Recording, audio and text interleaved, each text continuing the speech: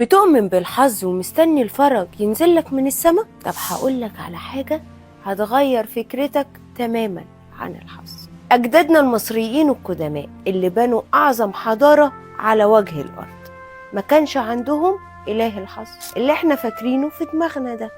صدمة بالنسبة لك، بس لو عايز تعرف أصل الحكاية خليك معايا. المصريين القدماء هم أذكى بكتير جدا من إن هم يعلقوا أملهم على قوة غامضة واللي هي إله الحظ. كانوا بيبصوا للأمور بالمنطق والروحانية في نفس الوقت. كانوا بيؤمنوا بالسبب والنتيجة، وإن اللي زرع كويس هيحصد كويس، وإن لكل فعل رد فعل، وإن ده قانون الكون.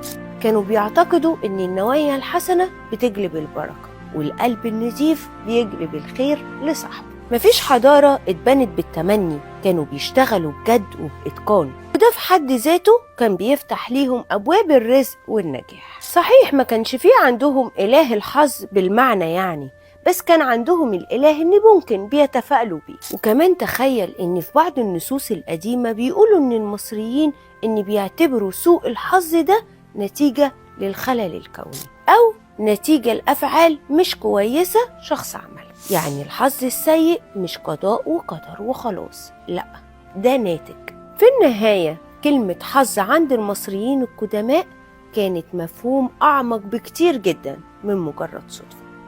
كان خليط من العمل الجد والنية الطيبة والانسجام مع الكون وفهم قوانين الحياة.